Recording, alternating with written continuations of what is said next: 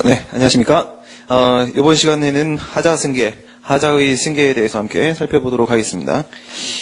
먼저 의의를 보시고요. 바로 의의가 받아들여지지 않으실 겁니다. 네. 이제 도해를 가지고 우리가 구체적 사례를 가지고 보도록 하겠고요. 의의 보시면은 2개 이상의 행정행위가 연속해서 행해지는 경우에 후행행위 자체에 하자가 없어도, 그러니까 후행행위는 적법한 겁니다. 불가증력이 발생한 선행행위의 하자를 이유로 후행행위를 다툴 수 있겠는가에 대한 문제를 말한다 라고 되어 있는데요. 2개 이상의 행정행위라고 했기 때문에 지금 선행행위와 후행행위가 있으면 앞에 것도 처분이고 뒤에 것도 처분이란 말이 되는 거죠. 그러면 선행처분과 후행처분이 존재하고 있는 겁니다. 근데 지금 정의를 보시게 되면 선행처분은 엄연히 위법하다고 했습니다. 위법한데 그것이 위법 유효한 거죠. 취소 사유에 그치고 있고요. 취소 사유에 그치면 여전히 효력은 살아있는 겁니다. 이런 상태에서 선행처분의 불가증력이 발생됐다고 했습니다. 그러면 위법한 선행처분에 대한 취소를 제기할 수가 없는 상황이죠. 그럼 선행처분의 효력을 제거할 수가 없는 상황입니다. 그러면 지금 직접적 권리침해를 발생시키고 있는 후행처분이 있는데 그 후행처분 자체는 또 적법하다고 했습니다. 그러면 위법한 선행처분에 대해서 소송을 제기하면 이미 불가증력이 발생했으니까 제소기간 도가로 각하시켜버릴 것이고, 후행처분에 대한 소송을 제기하게 되면 그것이 적법하기 때문에 제소기간은 준수해서 소제기는 가능하다고 하더라도 기각돼버릴 겁니다. 그럼 권리구제가 안 되는 상황이죠. 그렇죠? 우리가 앞에서 법치행정의 원칙을 배우면서 뭐라고 배웠었냐면 행정권 발동을 함에 있어서 법에 위반돼서는 아니 된다라는 내용과 함께 만약 행정부가 법에 위반되는 위법한 행위를 한 경우에는 반드시 법의 그 권리구제 수단을 마련해 두어야 한다는 내용까지가 바로 법치행정의 원칙이라고 했습니다.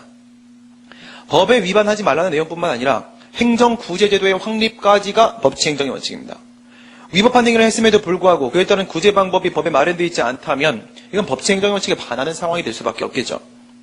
그러나 우리가 알고 있는 행정법의 법리를 가지고 본다면 선행처분에 불가증력이 발생했으면 못 다투는 게 당연한 것이고 후행처분이 적법하다면 소제기 해봐야 기각되는 것이 당연한 겁니다. 그러다 보니까 기존의 행정법의 법리를 가지고서는 이런 상황에서 권리구제가 되지 않는 겁니다. 이럴 때 어떻게 할 것인가? 이런 문제 상황이 발생한 거죠. 이럴 때는 어쩔 수 없이 법리를 조작을 해서라도 구제를 시켜줘야 된다. 그 같은 예외적 논의가 바로 하자의 승계의 문제인 것입니다. 우리 이제 도의식 체계도를 가지고 한번 보시게 되면 아랫부분에 한 가지 이제 예를 들어놓고 있는데요. 음주운전을 했다라는 사유로 운전면허 정지 처분이 나왔다. 물론 이제 도로교통법 44조 1항에 보시게 되면 음주운전 금지 규정이 있습니다. 근데 음주운전을 했다면 뭐 문제가 없겠지만 음주운전을 하지 않았거나 또는 지나치게 긴 면허 정지가 나왔다라고 하게 되면은 예를 들어서 도로교통법 93조 1항에 따르게 되면은 1년의 범위 내에서 운전면허 정지를 할 수 있고 또 운전면허 취소를 할 수 있도록 되어 있습니다. 근데 음주운전을 했는데 그것이 운전면허 취소 사유까지는 아니더라 이거죠. 만취 상태는 아닙니다. 그럼 이제 운전면허 정지를 하게 될 텐데 그것도 음주운전의 정도에 따라서 정지 기간이 달라질 텐데 만약 예를 들어가지고 한 달짜리 운전면허 정지를 하는 것이 맞는 상황인데 2달짜리 운전면허 정지가 나왔다고 한번 생각해 보겠습니다. 그리고 나서 50일 차에 운전을 했다. 그럼 2달짜리 운전면허 정지라고 보게 되면 정지 기간 중에 운전을 한 것이 맞겠죠. 그래서 오른쪽에 보시면 이 정지 기간 중에 운전행위를 했습니다. 그래서 결국은 운전면허 취소 처분이 나왔습니다. 여기서 운전면허 취소 처분이 나온 것은 도로교통법 43조에 보시게 되면 무면허 운전 규정이 있죠. 무면허 운전을 해서는 안 된다. 무면허 운전 금지 규정이 43조에 있습니다. 2달짜리 60일짜리 면허 정지가 나왔어요. 원래 적법하게 한다면 30일짜리가 나와야 됩니다. 근데 어쨌든 60일짜리가 나왔어요. 선행처분이 운전면허 정지고 그리고 이것이 위법하기는 하지만 뭐 비례원칙에 위반돼서 위법하긴 하지만 취소 사유에 그치고 있기 때문에 여전히 효력은 살아있는 겁니다. 근데 얘가 50일 차에 운전을 한 거죠. 그러면 지금 이 운전면허 정지 처분 이거를 가지고 바탕으로 보게 되면 얘는 분명히 무면허 운전을 한 것이 맞고요. 그럼 얘한테 운전면허 취소 처분을 한 데는 아무런 문제가 없는 거죠. 그래서 뒤에 있는 후행 처분인 운전면허 취소 처분 자체는 적법한 겁니다. 그렇죠? 그런데 앞의 경우에 운전면허 정지 처분 위법한데 여기다가 소송을 제기하게 되면은 이미 불가증력이 발생한 상황을 우리가 상정을 해보자 이겁니다. 여러분 운전면허 정지나 운전면허 취소 처분의 경우에 있어서는요 행정심판 전치주의가 적용되게 됩니다. 우리 알기 쉬운 행정법에서도 우리가 배웠던 것처럼 국공노 도사 징발 감사했습니다. 그렇죠? 국가공무원 노동조합의 신민 도사님이 사시는데 징하게 발이 크셔서 너무나 감사합니다. 그래서 행정심판 좀 거치겠습니다. 여기 뭐 있냐면 보사 징발에 도사님의 도가 있었죠. 도가 바로 뭐예요? 도로교통법상 처분입니다. 앞에 있는 선행처분으로서의 운전면허 정지도 도로교통법 93조 1항에 근거한 것이고 뒤에 있는 운전면허 취소도 도로교통법 93조 1항에 근거한 겁니다. 그럼 둘 다 도로교통법상 처분이 맞죠? 그럼 선행처분이 도로교통법상 처분입니다. 그러면 여기에 다투려고 하게 되면 반드시 행정심판을 거쳐야 되겠죠. 제가 이런 말씀을 드린 적이 있습니다. 불가증력이 발생한가 안 한가에 대한 판단을 함에 있어서 임의적 행정심판 전치 중에 행정심판을 거치지 않고도 바로 행정소송을 제기할 수 있을 때는 제소기간 도가 여부가 바로 불가증력 발생 여부를 결정짓게 될 것이지만 그것이 아니라 지금처럼 필요적 행정심판 전치주의가 적용될 때, 즉 행정심판을 거쳐야지만 행정소송을 제기할 수 있을 때에는 행정심판의 청구 기간이 바로 불가증력 발생의 독립변수가 된다라고 말씀을 드렸었습니다. 지금 같은 경우에는 행정심판 전치주의가 적용되는 상황이기 때문에 행정심판 청구 기간이 문제가 될 거고요. 일반적으로 필요적 행정심판 전치주의가 적용되는 상황에서는 개별법에 따로 특별 청구 기간이 정해져 있는 경우가 많습니다. 그러나 도로교통법의 경우에 있어서는 도로교통법 142조에서 행정심판을 거쳐야지만 소송을 제기할 수 있다라고 되어 있긴 합니다. 하지만 도로교통법 어디를 찾아봐도 그 행정심판 청구에 있어서의 특별 청구 기간 규정은 없습니다. 그러면 일반법을 적용시킬 수밖에 없죠. 행정심판에 관한 일반법은 행정심판법이고 행정심판법 27조에 청구기한 규정이 있습니다. 그래서 27조 1항에 보시게 되면 당의 처분이 있음을 안 날로부터 90일 이내에 행정심판을 청구하도록 되어 있어요. 그렇다면 여기서의 이 불가증력은 바로 뭐냐면 행정심판 전치주의가 적용되고 행정심판법 27조 1항에 90일을 도가 있다 이거죠. 정지처분이 나온 지 90일이 지금 도가가 된 상황입니다. 그렇다면은 운전면허 정지처분이 아무리 위법하다고 할지라도 이걸 다툴 수가 없어요. 효력을 제거할 수가 없습니다. 그러면 2달짜리 운전면허 정지는 나온 게 맞는 겁니다. 그렇죠? 그 다음에 뒤에 있는 운전면허 취소처분, 이건 적법하니까 소재기해봐야 소용이 없죠. 여러분들이 직접 이런 상황에 처했다라고 생각하게 되면 여러분 어떻게 생각하겠어요? 억울해 미쳐버리는 겁니다. 그렇죠?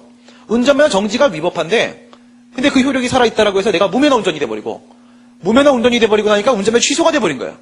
운전면허 취소가 돼버렸으니까 이제는 운전을 못하게 돼버린 겁니다. 너무나 억울한 거죠. 이럴 때 바로 하자 승계 논의가 나오게 됩니다. 맨 위로 올라가 보도록 하겠습니다. 하자의 승계 정의죠. 2개 이상의 행정행위가 연속해서 행해지는 경우 항상 뭐예요? 행정행위가 2개 이상 있어야 됩니다. 그게 연속해서 이루어져야 돼요. 후행행위에 하자가 없어도 이건 옆에다 써놓으시고요. 기각 판결. 후행처분에 대한 취소 쟁송은 제기해봐야 기각됩니다. 불가증력이 발생한 선행처분의 하자를 이유로 선행처분이 위법하기는 한데 불가증력이 발생했다고 했으니까 선행처분에 대한 취소 쟁송을 제기해봐야 각하됩니다. 선행처분의 하자를 다툴 수가 있겠는가? 이게 바로 하자의 승계다. 그러니까 선행처분이 위법하다라는 것을 가지고 후행처분에 대한 취소 쟁송을 제기할 수 있겠는가 이거야. 그럼 밑에 있는 여러분들 그림을 보시게 되면 어떻게 되는 거예요? 이 앞에 운전면허 정지라는 선행처분이 이렇게 있습니다. 그렇죠? 그다음 이 뒷부분에 운전면허 취소라는 이렇게 후행처분이 이렇게 있습니다.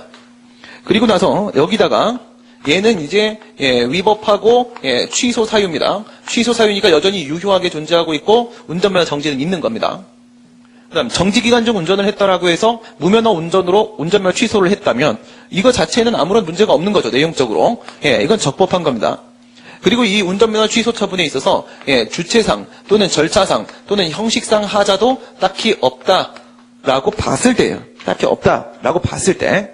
그러니까 뭐가 없다는 거예요? 이 후행 처분에 있어서의 고유한 위법성, 고유한 하자도 없다. 그래서 이건 적법하다. 이렇게 봤을 때. 이 앞에 있는 선행 처분에 대해서 취소 쟁송을 제기하려고 할 때 여기는 이미 뭐가 발생했다? 불가증력이 발생했다. 불가증력이 발생해서 여기다가 취소 쟁송 제기는 안 된다 이거야. 물론 여기다가 이렇게 취소 쟁송을 제기하는 건 가능하다 이겁니다. 근데 가능하지만 해봐야 적법하기 때문에 기각돼 버릴 겁니다. 그래서 얘 같은 경우에는 불가증력이 발생했으니까 여기다가 취소 쟁송을 제기해봐야 각하된다. 각하되는 이유는 바로 무엇이다? 지금 같은 경우에는 청구기간, 그렇죠? 청구기간 도과에 따른 각하죠. 그다음 얘 같은 경우 어떻게 된다? 적법하기 때문에 여기다가 소송을 제기해봐야 기각된다 이거야. 상황이 이런 식이라고 하게 되면 구제는 불가능한 상황이죠. 이때 그러면 하자가 승계될 수 있다는 건 뭘 말하는 걸까요? 하자 승계를 인정한다. 이건 실제로 우리 이제 교수님들 교과서 보게 되면요, 이른바 하자 승계라는 표현을 씁니다. 이른바 하자 승계. 이른바 하자 승계라는 건 실제로 하자 승계는 아니라는 거예요. 무슨 뜻이냐면 여기 이렇게 위법하다라는 이 마이너스 하자가 있죠. 하자가 있죠. 이건 애당초 적법하죠. 그러니까 플러스 아무 문제가 없습니다. 그럼 이 하자가 승계된다는 뜻은 바로 이 하자가 일로 이렇게 이 하자가 일로 이렇게 승계가 된다는 거예요. 승계가 된다는 겁니다. 그럼 이게 이렇게 승계 되면 이 후행처분이 선행처분의 위법성이 후행처분으로 승계가 돼버리면 이제 이게 어떻게 이렇게 되고 마이너스 하자가 있는 걸로 된다 이거죠. 그럼 이제 이게 위법해졌으니까 여기다가 취소 쟁송 제기하는 건 가능하죠. 동그라미니까. 그럼 이렇게 하면 어떻게 된다? 기각이 아니라 인용이 된다. 그럼 권리구제가 가능하다. 이렇게 보는 게 아니라는 겁니다. 이렇게 보는 게 아니라는 거예요. 왜 그러냐면 하자라는 건 여러분 뭡니까? 하자는 위법성 사유입니다. 그죠? 위법성이죠. 위법성이라는 것은 바로 실체법에 위반되었을 때 그것을 우리가 위법이라고 합니다. 실체법에 위반되었을 때 그걸 우리가 위법이라고 그래요. 그러면 여기서 이 선행처분이 나온 근거로서의 법조항이 있겠죠. 만약에 A조 위반이다. 그 다음 여기서 이 후행처분이 나온 근거법이 있겠죠. B조에 근거하고 있다. 이랬을 때 얘가 위법하다는 것은요. 이 A조에 위반돼서 위법이라는 거예요. 얘가 적법하다는 것은 이 B조에 근거해서 적법하다는 겁니다. 방금 전에 우리가 본 거대로 치게 되면 이 선행처분이 운전면허 정지처분이죠. 이거는 도로교통법 44조 1항과 도로교통법 93조 1항에 근거해서 나온 거예요. 이게 A조예요. 그 다음 운전면허 취소처분의 경우에 있어서는요. 얘는 도로교통법 43조하고 도로교통법 93조 1항에 근거해서 나온 겁니다. 엄연히 법적 근거가 달라요. 얘가 음주운전을 한 사실이 없음에도 불구하고 운전면허 정지라는 처분을 잘못한 것이다. 그러면요. 이거 44조에 위반됐다는 뜻이거든요. 이런 사실이 없다는 거잖아요. 근데 이 위반 사유를 44조 위반 사유를 44조와 하등의 관계가 없는 후행 처분의 위법 사유로 인정할 수 있겠는가? 이걸 인정할 수 있어야지만 바로 뭐예요? 하자가 승계되었다. 이렇게 승계됐다라고 말할 수 있는 거잖아요. 하자는 실체법적인 문제이기 때문에 절대로 승계가 될 수가 없습니다. 그럼 이거는요. 얘는 44조랑 아무 관계가 없는데 얘가 44조에 위반돼서 위법한 운전면허 취소다. 이래 돼 버리는 거거든요. 얘가 되시죠? 그렇죠? 운전면허 취소는 지금 무면허 운전을 했다라고 해서 운전면허 취소가 나온 거예요. 근데 여기서 음주운전을 한 사실이 없어서 운전면허 취소 처분은 위법하다. 이렇게 가는 위법성이라는 것은 존재할 수가 없다는 거예요. 그래가지고 말은 하자 승계인데 실제로 하자가 승계되는 것은 아니다.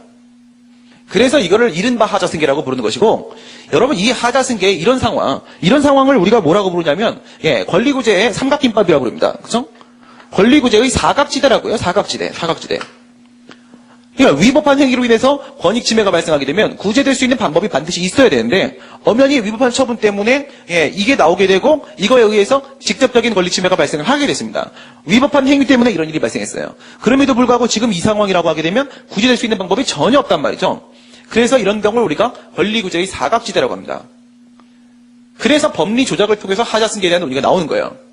그러면 지금 이 문제가 과연 실체법적 문제인가 쟁송법적 문제인가에 대한 판가름을 하려면 이 사각지대가 왜 만들어졌는지를 봐야겠죠. 이 사각지대가 만들어진 것은 바로 얘 때문입니다. 얘. 그렇죠? 얘 때문에 그런 거죠. 아니 얘가 적법하면 어떻습니까? 상관이 없어요. 그죠? 적법해도 상관없어. 왜? 이딴 식의 불가증력만 없다면 엄연히 이거 위법하니까 여기다가 심판이나 소송을 제기해서 효력 제거할 수 있습니다. 여러분 우리 판결의 기속력으로서 기속력이라는 거 여러분들 배우셨죠? 또 재결의 기속력이라는 거 배우셨죠?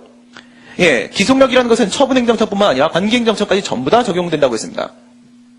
만약 여기다가 취소 심판이나 취소 소송을 제기해서 이거의 효력을 운전면허 정지의 효력을 만약에 제거시킨다면 취소 판결이나 취소 재결이 나온다면 여기에 이 행정청 역시도 운전면허 취소 처분을 그 판결이나 재결의 취지에 따라서 스스로 취소해 줘야 됩니다. 여기 적법한 건 문제 없어요. 이것만 없었으면 이거 다툴 수 있고 다투면 이건 자동으로 사라집니다. 이게 문제가 되는 거예요. 사각지대가 발생함에 있어서. 그런데 여러분 행정행위의 존속력이라고 했을 때 그 존속력의 종류는 두 개가 있었죠. 하나는 불가쟁력이고 하나는 불가변력이었습니다. 불가쟁력이라는 것은 더 이상 다툴 수 없는 힘. 이건 단순한 쟁송법적인 효력에 지나지 않는다고 했고요. 불가변력이라는 것은 그 결정에 대해서 취소나 변경할 수 없는 실체법적인 효력이라고 했습니다. 그럼 여러분 이 불가쟁력이라는 쟁송법적 효력, 행정행위의 형식적 존속력 한번 생각해 보세요. 영업허가 신청을 했습니다. 영업허가 신청을 했는데 영업허가에 대한 거부처분이 나왔어요. 근데 이 거부처분이 위법한 겁니다. 나는 엄연히 1, 2, 3의 요건을 다 구비했고요. 허가를 해주는 게 맞는데 얘가 거부를 한 거예요. 행정청이. 다투면 이길 수 있습니다. 소송 제기하면. 그죠? 위법하니까. 그런데 이걸 다투기 전에 이미 90일이라는 제소기간이 도과가 됐어요. 불가쟁력이 발생했습니다. 그럼 나는 이 영업권을 인정받을 수 있는 기회가 이제 아예 없는 겁니까? 아예 실체법적으로 나에게 이제 영업권은 이제 소멸된 겁니까? 아니죠. 이건 단순한 쟁송법적인 효력에 지나지 않습니다. 불가증력이라는 것은. 판례도 인정하죠. 뭐가 가능해요? 다시 영업허가 신청하면 됩니다. 다시 영업허가 신청하면 제가 또 거부하겠죠. 그러면 그 2차 거부 처분에 대해서는 아직까지 불가증력이 발생하지 않았습니다. 이때 이 2차 거부 처분에 대한 취소를 제기하게 되면 거부 처분이 위법하기 때문에 취소 판결이 나옵니다. 취소 판결이 나오면 행정처분 재처분 의무에 따라서 나에게 영업허가를 해줄 수밖에 없어요. 이건 단순한 쟁송법적 효력이기 때문에 나에게 원래부터 영업권이 실체법적으로 있으면 그것이 부정되는 건 아닙니다. 불가증력이 발생했다라고 하더라도 운전면허 정지처분이 만약 위법하다면 실체법적으로 위법하다면 그 위법적법에 대한 판단이 달라지는 건 아닙니다. 위법성은 그대로 있는 겁니다. 이 같은 사각지대의 발생의 문제는 결국 모든 것이 이 불가증력이라는 이놈에서부터 생긴 거예요. 근데 이게 뭐라고요? 쟁송법적 효력이라는 겁니다. 그렇다면 이 사각지대 발생에 대한 문제는 쟁송법적인 문제라는 거예요. 이 쟁송법적 문제인 사각지대를 뚫기 위해서 논의되는 하자승계에 대한 논의도 쟁송법적 논의라는 겁니다. 실체법적인 문제인 위법성 사유가 하자가 정말로 승계되는 게 아니라 이렇게 하자는 거예요. 그림에 보면 이렇게 돼 있죠. 이걸 원하는 겁니다. 이거를. 이 길은 뚫려 있고 이렇게 소송 제기해봐야 기각될 거기 때문에 얘가 원하는 건 이걸 원하는 겁니다. 이걸 원하는 거예요. 외형상으로는 운전면허 취소라는 후행 처분에 대한 소송을 제기한 겁니다. 외형상으로, 형식적으로는요. 하지만 실질적으로는 선행 처분의 위법성을 다투고 있는 겁니다. 이거를 인정할 수 있겠느냐 없겠느냐 이거예요. 뭐를 인정할 수 있겠느냐 없겠느냐 이 부분 이 빗금입니다. 이거를 과연 인정할 수 있겠는가? 이게 바로 하자승계에 대한 논의입니다. 왜냐하면 행정소송의 기본 원칙이라는 것 자체가 각각의 처분은 당의 처분에 대한 소송에서만 다툴 수 있도록 하기 때문에 원칙적으로 이런 길은 루트는 열릴 수가 없어요. 원칙적으로 이건 불가능한데 예외적으로 이런 사각지대가 발생했을 때 이 사각을 삼각김밥을 만들기 위해서 이 길을 열어줄 수 있겠느냐 이거죠. 그렇죠? 이거 열면 뭐 하는데? 또 이런 생각 드시겠죠? 네. 그러니까 신민행정법과 함께 하시는 분들은 A부터 Z를 다 가르쳐 드리는 겁니다. 그러니까 겁나는 게 없고 찜찜한 게 없고 모든 게 다 해결되고 완벽하게 이해된 그죠? 제 수업을 들으신 분들은 이제 행정법 강의를 하시면 됩니다. 네. 제가 세상에 있는 행정법 선생님들 강의를 다 들어봤지만 여기서 이 하자승계에 따른 그래서 결론이 어떻게 나오는지 설명해 주시는 분은 단 한 분도 못 봤습니다. 교수님 중에서도. 교수님은 제가 뭐 다른 학교 교수님 안 들어봤으니 모르겠습니다. 네. 강사 중에는 없습니다. 네. 무슨 말이냐? 잘 보세요. 이 길을 열어준다라고 하게 되면요. 외형은 운전면허 취소 처분에 대한 소송이지만 실질은 운전면허 정지 처분에 대한 소송으로 인정을 해주는 거예요. 그렇다면은 이걸 이렇게 주장해서 했으면 어떻게 위법하죠? 위법하니까 그 소송 안에서 뭐예요? 이게 효력이 제거가 되겠죠. 마치 모처럼 여기다가 소송을 제기한 것처럼 이 효력이 제거가 됩니다. 그럼 어떻게 돼요, 여러분들? 운전면허 정지 처분이 없는 것으로 되는 거죠. 그죠? 여러분 그러면 판결의 효력 생각해 보시게 되면 이런 거 배우셨잖아요. 형성력, 응? 형성력에 의해서 소급해서 처음부터 운전면허 정지 처분이 없었던 걸로 됩니다. 운전면허 정지 처분이 없었던 걸로 돼버리게 되면 어떻게 돼요? 나는 정지 기간 중에 운전을 한 행위는 존재하지 않는 게 됩니다. 무면허 운전을 하지 않은 거죠. 그러면 이거가 이렇게 제거가 되게 되면 어떻게 됩니까? 나는 무면허 운전을 하지 않은 거니까 이 운전면허 취소 처분에 사유가 없는 겁니다. 운전면허 취소 처분에 사유가 없어지면 이게 바로 위법해지는 겁니다. 이게 위법해져 버리게 되면 위법하니까 이 빨간색 소송은 어떻게 됩니까? 승소가 가능한 겁니다. 인용 판결이 나오는 거죠. 이렇게 되는 거예요. 다시 외형은 후행처분에 대한 소송이지만 실질은 선행처분에 대한 소송으로 인정을 해주는 것이다. 이것이 바로 쟁송법적인 문제로서의 하자승계다. 그래서 들어가서 어떻게 된다? 이놈의 효력을 제거시키게 된다. 이놈의 효력이 제거되면 운전면허 정지처분은 처음부터 없던 게 된다. 그렇다면은 정지기간 중에 운전을 한 사실이 없다. 운전면허 취소 처분에 사유가 없다. 그렇다면 처분 사유 없음에 따른 후행처분, 운전면허 취소 처분의 위법성이 인정된다. 그렇다면 외형만 가지고 본다고 할지라도 여기에 대한 소송에서 이게 위법해졌으니까 인용 판결이 나온다. 그러면 권리구제가 된다. 이게 바로 하자승계입니다. 이렇게 명쾌할 수가. 지금 여러분들이 마음속으로라도 박수를 쳐주셔야 돼요. 그러면 논의의 흐름이 어떻게 이루어지는지 그림 가지고 보겠습니다. 왼쪽에 전제 조건, 오른쪽에 인정 범위 이렇게 2단계로 우리가 논의를 하게 되는데요. 왼쪽에 전제 조건 한번 생각을 해보겠습니다. 첫 번째, 선행행위와 후행행위가 모두 다 처분해야 된다. 두 번째, 선행처분은 위법한데 그것이 취소 사유에 그쳐야 된다. 세 번째, 후행처분은 고유한 위법도 존재하지 않고 이건 완전히 적법해야 된다. 네 번째, 선행처분의 불가증력이 발생했어야 된다. 이래야지만 아주 억울에 미쳐버리는 사각지대가 발생합니다. 하나씩 한번 깨볼까요? 어떻게 되나? 여러분 여기서 선행처분이 있어요. 그 다음 여기서 후행처분이 이렇게 있습니다. 그 다음에 여기 불가증력 발생됐고 얘는요 위법 취소 사유고 그 다음요 얘는요 아예 적법하고 이게 지금 네 가지 요건이었어요. 첫 번째부터 깨보겠습니다. 첫 번째 만약 이게 처분이 아니면 어때요? 처분이 아니면 이게 처분이 아니면 이 위법성은요 일로 100% 반영됩니다. 그래서 얘가 위법해집니다. 위법해져요. 그렇겠죠? 네. 이해가 안 되세요? 여러분 이런 거 한번 생각해 보세요. 이 앞에 있는 선행행위를 권한 위임이라고 생각해 보세요. 이 앞에 있는 선행행위를 행정입법이라고 이렇게 한번 생각해 보세요. 여러분 권한 위임의 경우에 있어서는요. 이거는 내부적 행위이기 때문에 처분이 아니죠. 우리 행정행위의 개념 요소 생각해 보시게 되면 외부적 행위만이 처분이죠. 내부적 행위니까 처분이 아니죠. 행정입법은 어떻습니까? 이거는 구체적 규율이 아니죠. 일반적 추상적 규율이기 때문에 처분이 아니죠. 이런 경우에 얘가 위법할 때 그리고 얘가 위법할 때 어떻게 되는지 한번 생각해 볼까요? 서울특별시장이 있습니다. 서울시장이 있어요. 서울시장이 관악구청장이 있습니다. 관악구청장한테 권한위임을 했습니다. 얘한테 기관위임, 권한위임을 했어요. 권한위임도 행정작용의 일종이죠. 근데 헌법 제96조에 보면 뭐라고 되어 있냐면 이와 같은 권한위임은 반드시 법적 근거가 따로 있어야 된다고 되어 있습니다. 그런 걸 우리가 행정권한 법정주의 원칙이라고 그래요. 각 행정기관이 보유하고 있는 권한, 그 직무 범위라는 것은 반드시 법으로 정하도록 되어 있고 법정주의, 그렇죠? 법으로 정하고 그렇게 정해져 있는 행정기관 간의 권한 배분의 관계를 변경시키고자 할 때도 반드시 법의 근거가 있어야만 합니다. 그런데 만약 이 권한 위임을 하는 데 있어서 여기 법적 근거가 없었다고 생각해 보세요. 법적 근거도 없음에도 불구하고 서울시장이 지가 해야 될 일을 하기 귀찮아서 관악구청장한테 시킨 겁니다. 그렇다면은 이 권한위임은 당연히 헌법 96조에 위반돼서 위법해질 수밖에 없겠죠. 96조 위반입니다. 헌법 역시도 행정법의 법원이기 때문에 위반되면 위법입니다. 위법해지죠. 방금 우리 뭐라고 했냐면 권한위임은 내부 행위이기 때문에 처분이 아니라고 했습니다. 처분이 아니면 공정력이라는 것이 없죠. 그러니까 위법하면 그렇습니다. 위법하면 그 자체로 그냥 무효입니다. 무효예요. 행정행위가 아니면 위법하면 그 자체로 무효입니다. 무효라고 하게 되면은 권한위임이 제대로 이루어졌으면 권한이 얘한테 이렇게 넘어왔을 텐데 이게 무효이기 때문에 권한이 넘어오지 않고 권한은 여전히 그대로 서울시장한테 있는 겁니다.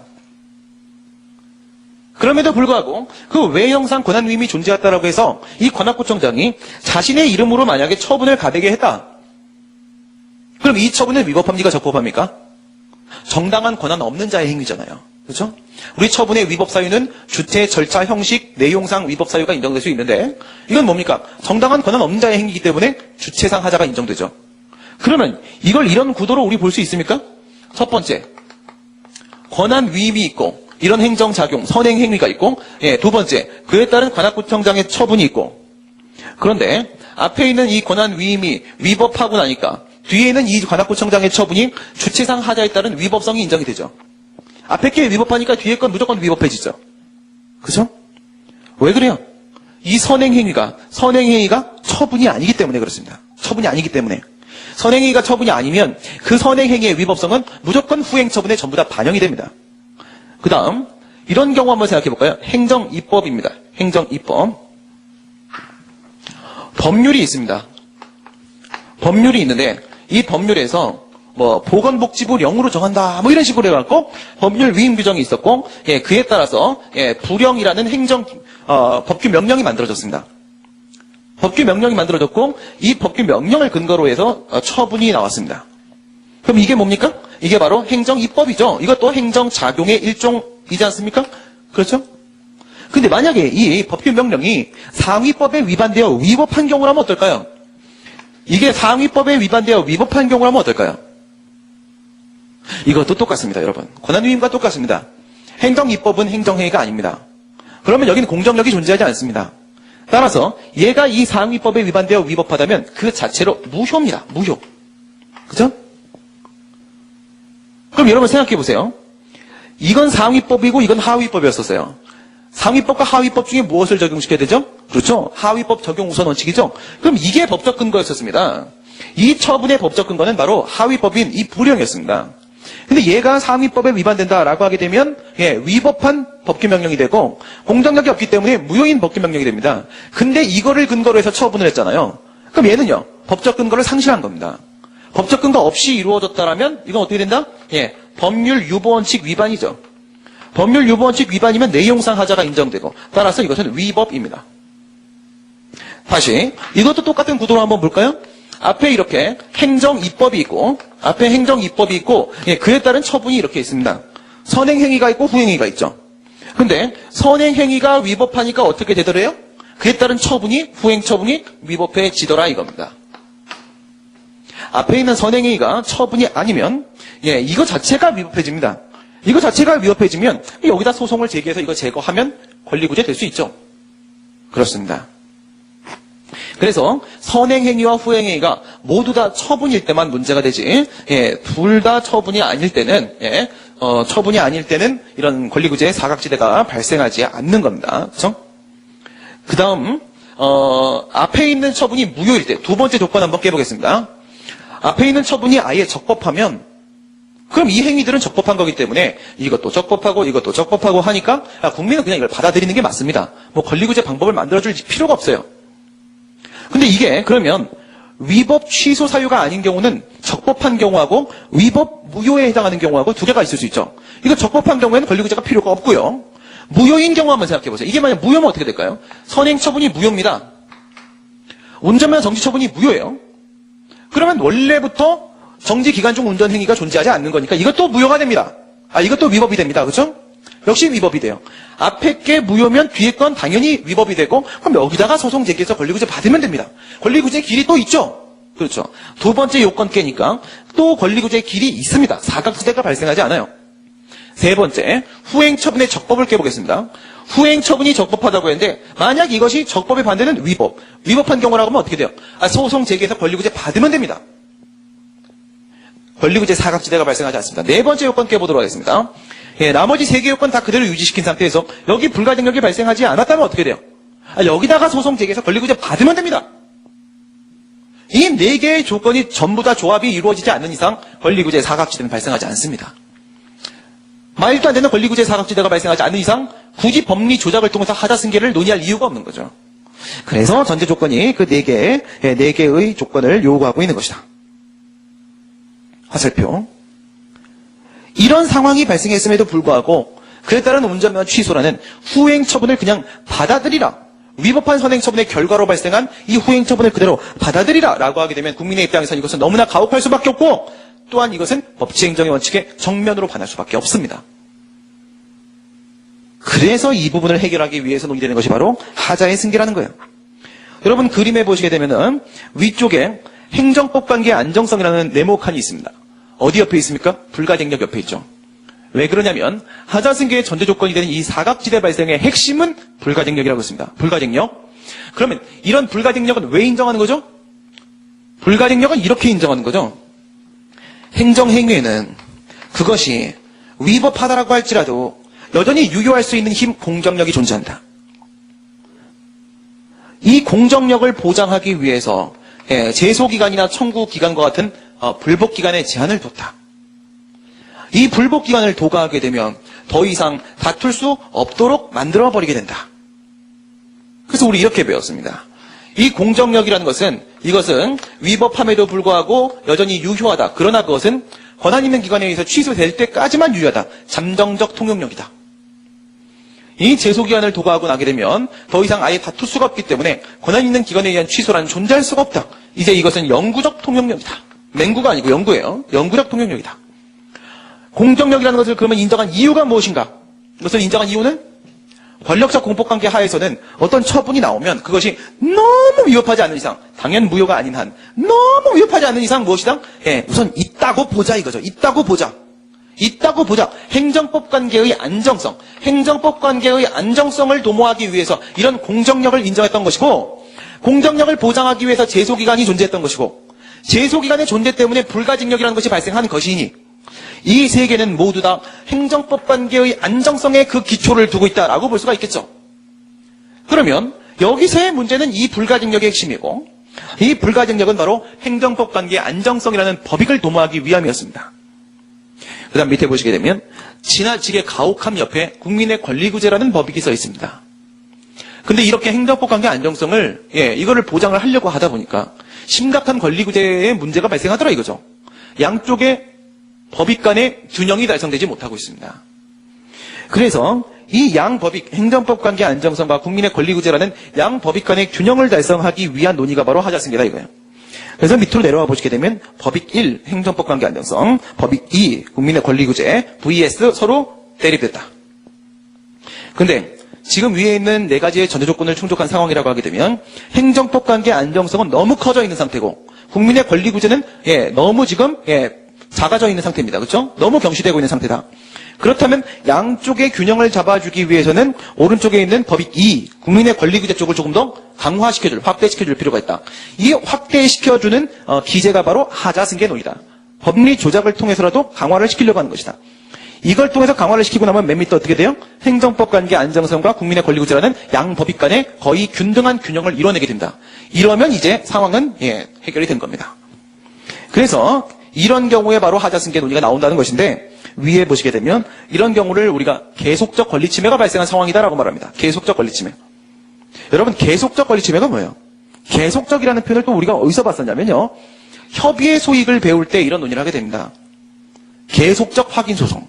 취소송은 원래는 형성소송이지만 행정소송법 12조 2문에 따르게 되면 처분의 효력이 소멸한 경우에도 예외적으로 취소송을 유지할 수 있을 때가 있는데 이런 경우에는 이미 처분의 효력은 소멸됐으니까 더 이상 12조 2문에 있는 취소송은 형성소송이라고 말할 수는 없고 이거는 해봐야 취소 판결이 나와봐야 그 처분이 위법하다는 사실만 확인하고 끝내는 거니까 확인소송의 성격을 띠는 건데 12조 1문에 있는 취소는 형성소송이 맞지만 처분의 효력이 살아있을 때 처분의 효력이 소멸된 다음 12조 2문에 있는 취소는 확인소송인데 이 확인소송을 우리가 계속적 확인소송이라고 합니다. 왜 그렇죠? 형성소송 원칙에 따르게 되면 처분의 효력이 소멸되면 그 취소는 이미 각하시키고 돌려보냈어야 되는 건데 예외적으로 계속시키고 있는 거예요. 예외적으로 계속시키고 있기 때문에 계속적 확인소송이라고 하는 겁니다. 지금 이것도 똑같은 거예요.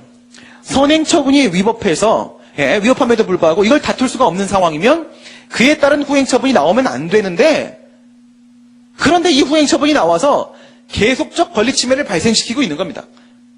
그래서는 안 되는 건데 그런 상황이 발생했다. 그런 의미에서 우리가 계속적으로 권리침해를 발생시키고 있다 이렇게 말을 하는 거예요. 이건 바로 이 후행처분에 의해서 권리구제가 안 되는 사각지대를 발생시켰다는 뜻이죠. 그러면 이럴 때 바로 하자승계 논의가 나오는데 그 하자승계의 인정 범위에 대한 얘기를 한번 해보도록 하겠습니다. 하자승계론이라는 학설이 있고 그 다음에 기결력 이론이라는 학설이 있고 두 개가 있습니다. 하자승계론은 어떨 때 하자승계가 된다라고 보냐면 이 선행처분의 무엇과 이 선행처분의 법적 효과와 이 후행처분의 법적 효과가 동일하면이에요. 양쪽이 동일하다면 하자승계를 인정할 수 있다. 즉 여기다가 소송을 제기해서 예의 위법성을 다툴 수 있도록 허용할 수 있다. 이렇게 봅니다. 얘들은 왜 이렇게 볼까요? 이런 상황을 얘기하는 거예요. 이런 상황을. 철거 명령이 나왔다. 그리고 나서 행정대집행이 들어왔다. 철거 명령을 하였음에도 불구하고 그 철거 의무를 불이행한다라는 이유로 행정대집행이 들어왔다. 계고, 대집행 영장에 의한 통지, 대집행 실행, 비용 징수 이렇게 4단계로 들어온다. 근데 여러분 이런 상황 한번 보겠습니다. 얘를 선행처분으로 보고요. 얘를 후행처분으로 보고 이렇게 한번 생각해 보겠습니다. 이 선행처분이 위법한데 이 후행처분은 특별히 문제가 없다. 이런 상황이라고 했을 때 이 선행처분, 영장통지라는 것과 이 후행처분, 대집행 실행 사이에 있어서는요. 그 법적 효과가 동일하다라고 봅니다. 동일하기 때문에 얘가 위법하면 여기다 소송을 제기해도 여기다가 이렇게 소송을 제기해도 충분히 권리구제가 된다라고 봐요. 이게 판례 입장이고 다수설의 입장입니다. 왜 그러냐면 이렇게 보는 거예요. 얘네들은 국민의 입장에서는 이 일련의 단계적 절차를 거치고 있는 일련의 단계적 절차에 의해서 행해지는 이 행정대집행은 무엇으로 보여진다? 국민의 입장에선 하나의 행위로 보여진다. 하나의 행위로 보여진다 이거예요. 하나의 행위로. 하나의 행위로 보여지니까 이 네모칸 안에 위법성이 존재하면 그러면 이건 다 위법한 것이다라고 봐도 상관이 없다는 거예요. 하나의 행위로 보여질 수 있다. 이게 바로 하자승계론의 입장이에요. 얘네들이 주장하는 바입니다. 예, 오른쪽에 보시면 뭐라고 되어 있냐. 선행처분과 후행처분이 하나의 법적 효과 완성을 목적으로 하는 경우에 하자승계가 인정된다. 하나의 법적 효과 완성을 목적으로 한다는 것은 바로 선행처분의 법적 효과와 후행처분의 법적 효과가 동일한 경우를 말하는 것이고요. 일련의 단계적 절차를 구성을 하며 외형상 하나의 행위로 보일 수밖에 없는 상황. 이럴 때는 하자승계가 인정될 수 있다라고 보는 게 바로 하자승계론입니다. 그래서 아래 보시면 선행처분의 법적 효과와 후행처분의 법적 효과가 이코르면 하자승계는 동그라미고 선행처분의 법적 효과와 후행처분의 법적 효과가 서로 불일치하면 하자승계는 X가 된다라고 보는 입장이에요. 두 번째 학설 보겠습니다. 두 번째 견해 기결력 이론이라는 게 있습니다. 기결력 이론. 얘들 뭐 규준역설이라고도 하고 구속력 이론이라고도 하는데 기결력 이론은 여러분들 뭐랑 비교하는 거냐면 지금은 우리가 무슨 얘기하고 있어요? 행정행위 얘기하고 있어요. 행정행위. 뭐랑 비교한다? 판결의 효력과 비교하는 겁니다. 행정행위의 효력과 판결의 효력을 사실상 같은 걸로 봐주는 거예요, 지금. 그래서 여러분들 판결해 보시게 되면요. 판결의 효력에 뭐뭐 있었어요? 판결의 효력에 이런 6개가 있었죠. 첫 번째, 불가쟁력. 더 이상 상소할 수 없는 힘 있었고, 두 번째, 자박력. 그 판결에 선고법원도 자신의 판단, 자신의 결정을 취소나 번복할 수 없다. 자박력 있었고, 세 번째, 기판력. 이미 판단은 끝났다. 따라서 후소법원에다가 다시 소송을 제기한다고 하더라도 후소법원은 전소와 동일한 판단을 그대로 답습하라. 그 다음에 형성력. 법률관계는 바뀐다. 그 다음에 대세효. 법률관계의 변동은 소송상 제3자라고 해도 다르지 않다.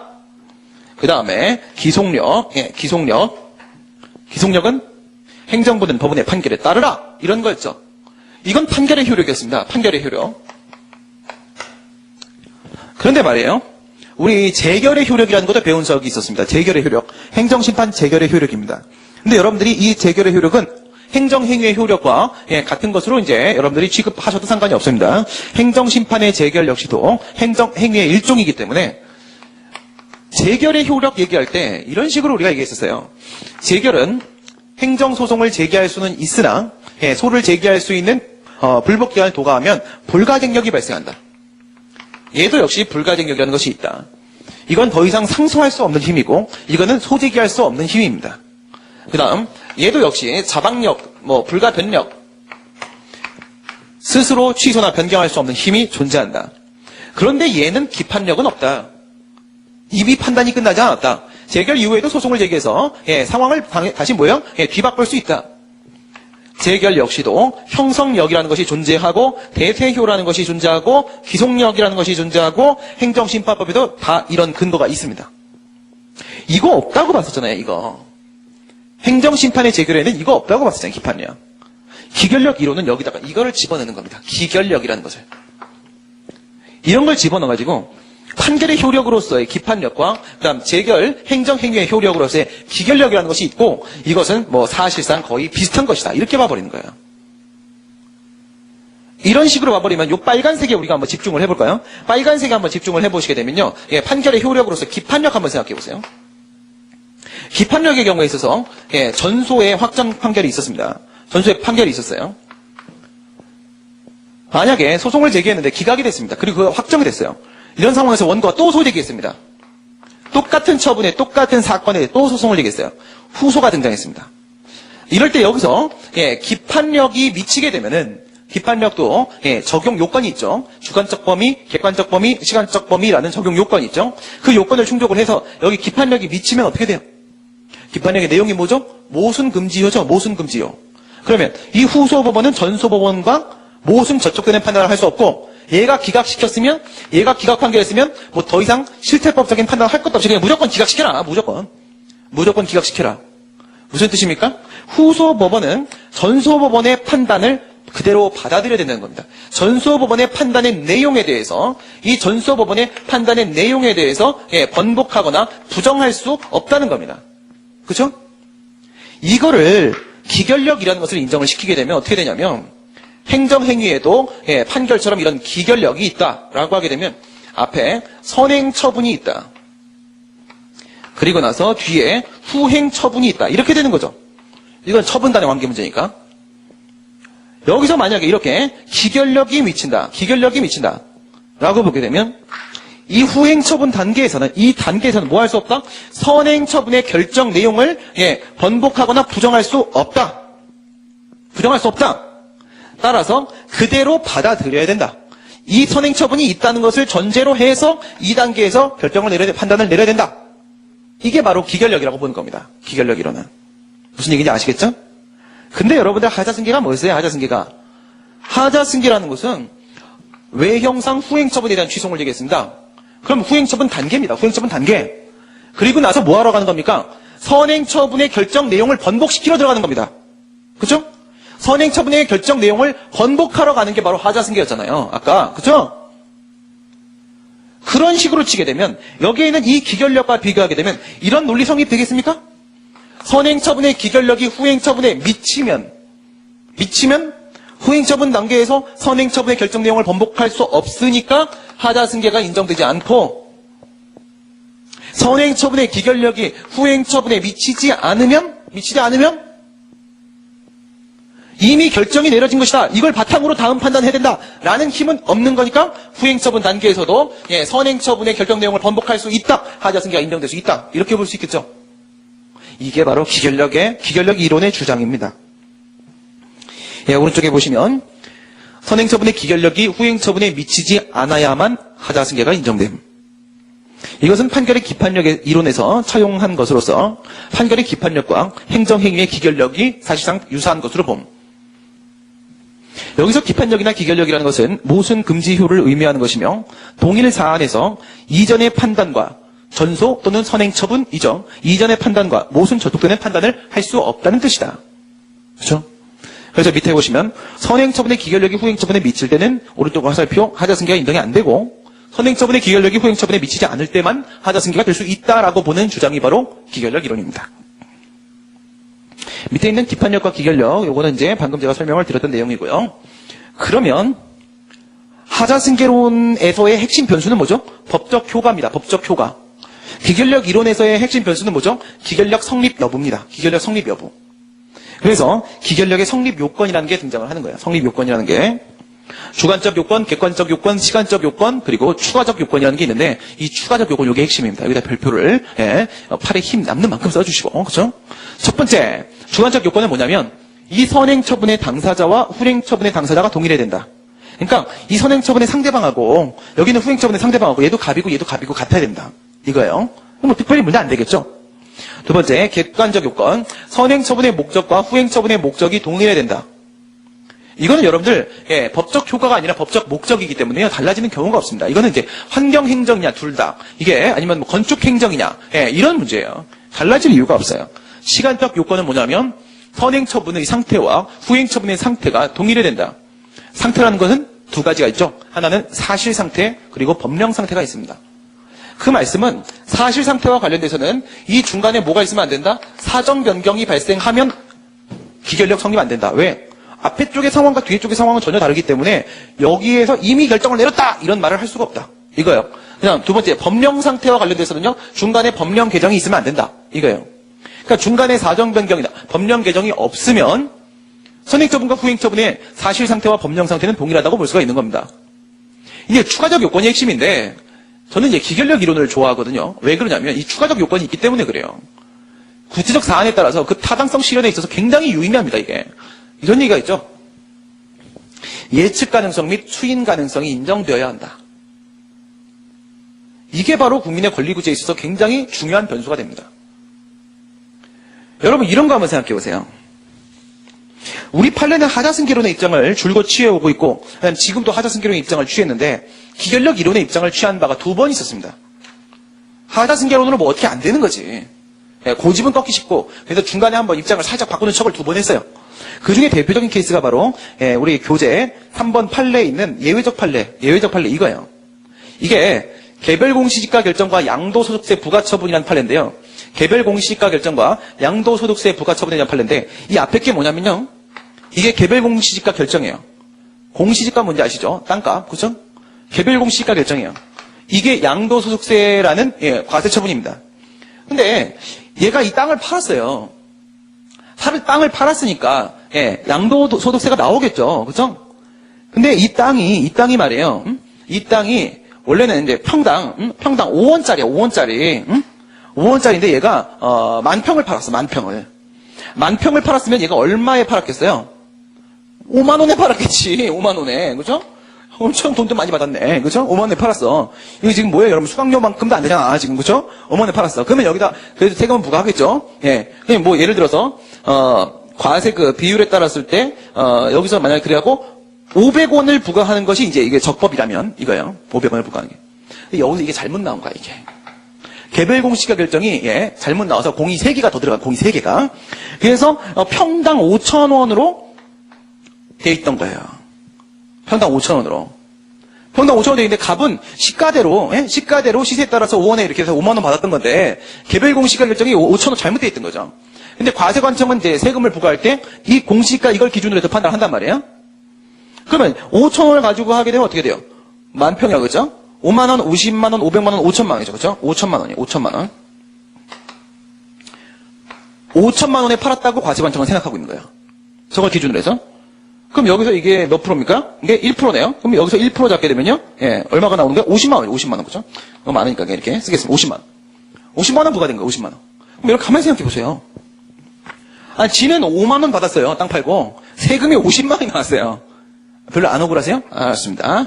알았어요. 그러면 더 억울하게 해드릴게. 이거를 5,000원으로 하시고, 이거를 500만 원으로 한번 바꿔보세요.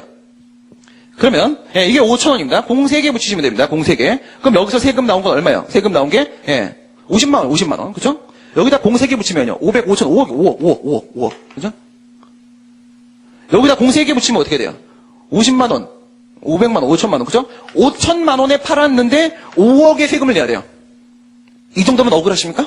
억울하죠. 그렇죠. 이거 받아들일 수 없어요. 이런 사건이 터졌던 거예요, 당시에. 이쪽에 개별 공시지가 결정이 잘못 나온 겁니다. 위법한 행위죠. 위법한 행위예요. 근데 이 개별 공시지가 결정을 근거로 기초로 해서 나온 이 과세처분엔 전혀 문제가 없는 거잖아요. 그렇죠? 이 자체로서 문제가 없잖아. 이건 적법한 겁니다. 근데 여기다 소송을 제기하려고 보니까 이미 불가능하게 발생했던 거예요. 나는 땅 팔 때 50만, 500만 원 받고 팔았는데, 나한테 세금이 5억이 나왔다. 이거 어떡하냐니까요. 이럴 때 법원이, 이 선행처분과 후행처분의 하자승계론에 따르게 되면, 내가 지금까지 취해왔던 하자승계론에 따르게 되면, 개별 공시지가 결정하고, 이거 세금 부과하고, 법적 효과가 완전 다른데, 하자승계 인정 못 시키겠는데, 내가 지금까지 했던 방식으로 보니까, 쟤 근데 진짜 너무 억울해 보인다. 저 어떡하냐? 근데 내 고집은 꺾기가 싫고, 그래서, 김남진 교수님, 정하준 교수님 책에 있는 기결력이론을 판례가 살짝 베낍니다. 거기 한번 내용 보실래요? 뭐라고 되어 있는지? 선행처분과 후행처분이 서로 독립하여 별개의 효과를 목적으로 하는 경우에도 옆에다 써놓으시고 하자승계론에 따르면 권리구제 X. 그죠? 하자승계론에 따르게 되면 하자의 승계가 인정될 수 없는 경우 권리구제가 될 수 없는 경우에도 불구하고 선행처분의 불가정력으로 인하여 수인 한도를 넘는 가혹함을 가져오며 수인 가능성 X. 기결력 이론에서 수인 가능성이라는 추가적 요건이죠. 도저히 참고 견딜 수 없다. 수인 가능성 X. 그 결과가 당사자가 예측 가능한 것이 아닌 경우에는 500만 원에 팔아먹었는데 5억의 세금을 내야 된다는 것은 도저히 예측이 안 되죠. 그렇죠? 예측할 수 없는 예측 가능성 X. 인 경우에는 선행처분의 후행처분에 대한 구속력이 있다라고 볼 수 없어서 무슨 뜻? 기결력이 미치지 않아서 위법한 선행처분의 하자를 이유로 후행처분을 다툴 수 있다. 하자의 승계를 인정시킬 수 있다. 이건 대놓고 기결력 이론이죠. 그렇죠? 판례가 2번 이런 적이 있었습니다. 그래서 제가 지금 말씀드리는 게 도의식 체계도에 있는 이 기결력 이론 중에 기결력의 성립 요건 중에 추가적 요건 이게 제일 중요하다 이거예요. 전 이게 있어서 이게 너무 좋아요. 됐습니다. 그러면 이제 좌측 하단에 있는 우리 아까 봤던 그 운전면허 정지하고 운전면허 취소에 대한 결론 한번 내려드리겠습니다. 이 상황은 여러분들 다 이해가 됐으니까 기결력 이론에 따른 판단은 지금 이 상황만 갖고는 할 수가 없어요. 할 수가 없는데 통설과 판례, 다설과 판례에 따른 하자 승계론에 따른 결론 한번 내려보겠습니다. 운전면허 정지입니다. 운전면허 취소입니다. 이렇게 보는 사람들이 있어요. 음주운전을 했다라고 해서 운전면허 정지를 했고, 그래서 한 운전면허 정지 기간 중에 운전을 했다라고 해서 운전면허 취소를 했으니, 여기에 있는 이 운전면허 정지도 음주운전 근절이라는 것이 예의 법적 목적이고, 그 다음 여기에는 운전면허 취소도 역시 음주운전 근절이라는 것이 바로 예의 법적 목적이다. 따라서 이 선행처분과 후행처분의 법적 효과는 동일하고 하자승계가 인정될 수 있고 권리구제가 가능하다라고 보는 사람들도 있고요. 또 어떤 사람들은 이렇게 봅니다. 이 교과서마다 또 똑같은 사건 갖고 입장이 달라요. 여기에는 운전면허 정지는 음주운전에 따른 것으로서 음주운전 근절이 바로 예의 법적 목적이고, 여기에는 운전면허 취소는 정지되었음에도 불구하고 그 운전하면 안 되는데 운전을 한 거니까 의무 이행 확보가 예의 목적이다. 따라서 이 음주운전 근절이라는 것과 의무 이행 확보라는 그 법적 효과는 서로 다르고 하자승계가 될 수 없다. 이렇게 보는 사람들도 있어요. 어쩌라고 하는 거냐고요? 그러니까요. 저도 그런 말씀이에요. 제가 기결력 이론을 취하는 이유는 기결력 이론에도 문제가 있습니다. 왜?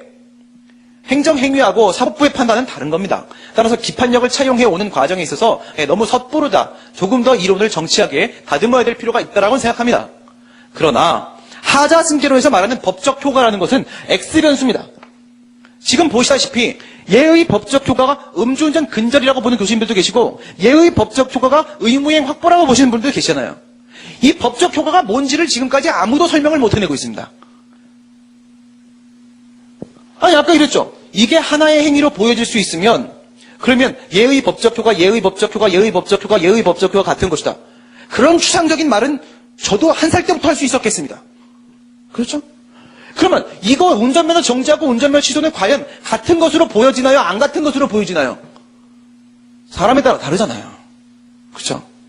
너무나 형식적인 기준을 가지고 논의를 하고 있다는 점에 있어서 제가 지금 어떤 교수님은 여기서 하자승계가 똑같은 사건이 된다고 하고 어떤 교수님은 똑같은 하자승계론을 가지고도 안 된다고 하시니 이 법적 효과가 무엇이니 너무나 형식적이지 않는가, 그 기준이라는 것이. 이런 문제점을 여러분들에게 단적으로 보여드릴 수 있는 케이스를 제가 여러분들한테 소개를 해드린 겁니다. 예, 그러면 다 봤으니까 우리 교과서 가지고 정리하겠습니다. 로마자 1번 의의는 우리가 아까 봤고요. 로마자 2번 전제 조건입니다. 아무리 그 선행처분이 위협하다고 할지라도 그 불가증력이 발생한 경우라고 하게 되면 후행처분으로 연결되면 안 되는 겁니다. 안 되는 거예요. 최근에 이런 판례가 또 있긴 한데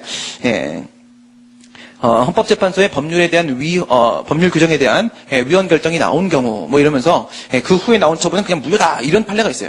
2012년도 판례인데 기회가 되면 여러분한테 한번 소개를 해드릴 수 있는 때가 오면 좋겠습니다만은 좀 어려운 판례여서 어쨌든 최근 판례도 보시다시피 이런 상황이에요. 선행처분이 위법한데 불가증력이 발생되면 그 다음 행위는 나오면 안 된다. 이거 나오면 안 된다. 그럼에도 불구하고 그 후행처분이 나왔기 때문에 계속적 권리침해가 발생했다. 이렇게 보는 거라고 했습니다. 행정소송의 기본 원칙은 각각의 행정처분은 그 해당 처분의 단계에서만 다툴 수 있기 때문에 원칙적으로는 하자승계가 인정되지 않는 거라고 했고요. 하지만 그렇다고 하더라도 위법한 선행처분 때문에 발생한 결과로서의 후행처분을 그대로 감수하라고 하게 되면 이건 심각한 권리침해로 연결될 수 있기 때문에 문제가 될 수 있다고 했습니다. 이 같은 사각지대를 해결하기 위해서 법리 조작을 하는 것이 바로 하자승계라고 했고 이 같은 사각지대가 발생하는 요건은 아래와 같은 4개가 있다고 했습니다.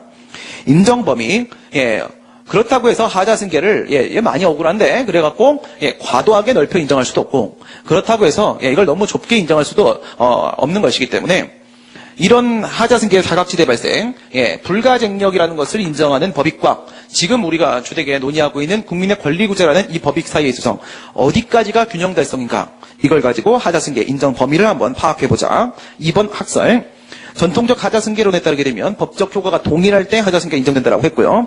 비판 보도록 합니다. 법률 효과의 동일성이라는 형식적 기준에 의존하고 있다. 무슨 말인지 아무도 모른다 이거야. 아직까지 아무도 모른다. 한번 설명 좀 해달라. 그 기준이 불분명하여 아까 보셨다시피 운전면허 취소 처분의 법적 효과가 뭔지 서로 생각이 다릅니다. 따라서 예측 가능성, 수인 가능성이 없는 경우에까지도 하자승계가 부정될 위험도 있다. 도저히 억울에 미쳐버리는 상황. 아까 이거죠? 개별 공시지가 결정과 그 다음에 양도소득세 부과처분. 판례가 아무리 구제를 시켜주려고 해도 여기에 법적 효과하고 땅값 매기기하고 세금 매기기하고는 법적 효과 똑같다고 볼 수가 없는 거야. 이런 경우에는요, 재판 청구권 침해 상황을 발생시키지 않습니까? 하자승계론. 한계가 있어요, 한계가. 이런 문제점이 있습니다. 기결력 이론, 판결의 기판력으로부터 차용을 해와서 선행처분의 기결력이 후행처분에 미치지 않는 경우에만 하자승계를 인정을 하려고 하는데, 여기서 핵심은 바로 언제 기결력이 성립되는 거였고, 주관적, 객관적, 시간적, 추가적 요건이 있었으며, 그 중에 핵심은 별표 1000개 추가적 요건입니다. 여기에 대한 비판, 판결의 기판력과 행정행위의 결정이라는 것, 법원의 판결과 행정기관, 행정청의 행정행위라는 것은 그 구조적 차이가 분명히 있다. 그렇죠? 그 다음, 얘들은 또 이런 경우가 있어요. 국민의 입장에서 하나의 행위로 보여지는데 기결력이 미쳐버리는 경우가 있습니다. 그럼 하자승계 안 되죠. 그럼 또 미쳐버립니다. 그렇죠? 그래서 서로 간에 겹치는 부분이 있고 안 겹치는 부분이 서로가 장단점이 있어요. 장단점. 판례 보시면 원칙적 판례, 단계적인 일련의 절차로 연속해서 행해지는 것으로서 서로 결합하여 하나의 법률 효과, 판례도 이렇게 보죠. 하나의 법적 효과를 완성시키는 경우에는 하자승계가 된다. 지금도 이러고 있습니다. 지금도. 하지만 2번 기결력 이론의 입장을 취했던 적이 있다고 했어요. 하자승계론은 어떻게 안 될 때. 그래서 저의 결론은 이렇습니다. 상호 보완적 적용. 이건 박균성 교수님 견해고요. 저는 박균성 교수님 이 견해에 저는 동의를 하고, 하자승계론이든 기결력 이론이든지 간에 이런 주장이 있는 이유가 뭐예요? 둘 다 국민의 권리구제의 사각지대, 이 문제를 해결하기 위한 노력입니다. 그렇죠? 그러한 고민의 흔적입니다. 그렇다면 하자승계론으로서 먼저 판단을 해보고 이걸로서 구제가 안 됨에도 불구하고 예측 가능성, 수인 가능성이 심각하게 깨질 때는 기결력 이론을 예외적으로 적용하여 구제를 시켜주는 것이 맞겠다. 양쪽을 상호 보완적으로 적용시키는 것이 맞다. 이렇게 생각을 하고요. 그 다음에 기존의 하자승계론의 입장을 취하셨던 분들은 밑에 있는 당구장 같이 생각하십니다. 원래 전통적 하자승계론에서는 예측 가능성, 수인 가능성이라는 이런 법리를, 이러한 일반법 원칙을 고려하지 못했던 아쉬움이 있었다. 그러나 아까 보셨던 여러분들 그 예외적 판례, 이 판례가 있은 후의 하자승계론은 전통적 하자승계론을 발전시킨 것으로서 기존의 하자승계론의 틀을 유지한 상황에서 예측 가능성, 수인 가능성이란 일반 법 원칙을 도입을 한 것이기 때문에 발전된 하자승계론이라고 볼 수 있고, 이 발전된 하자승계론은 특별히 문제가 없다. 이렇게 주장하시는 분도 계십니다. 그러나 상호 보완 적용이나 아니면 발전된 하자승계론이나 사실상 그 실체는 똑같기 때문에 어느 쪽으로 여러분들이 가닥을 잡으셔도 특별히 문제는 없겠다. 이렇게 제가 진단을 내려드릴 수 있겠네요. 조금 어려운 내용이었습니다. 하자승계론. 하지만 문제 많이 나오기 때문에 여러분들이 이번 기회에 꼭 확실하게 한번 확인을 해두시고 정리할 필요가 있겠습니다. 지금까지 하자승계에 대해서 함께 살펴봤습니다. 수고들 많이 하셨습니다. 수고하셨습니다.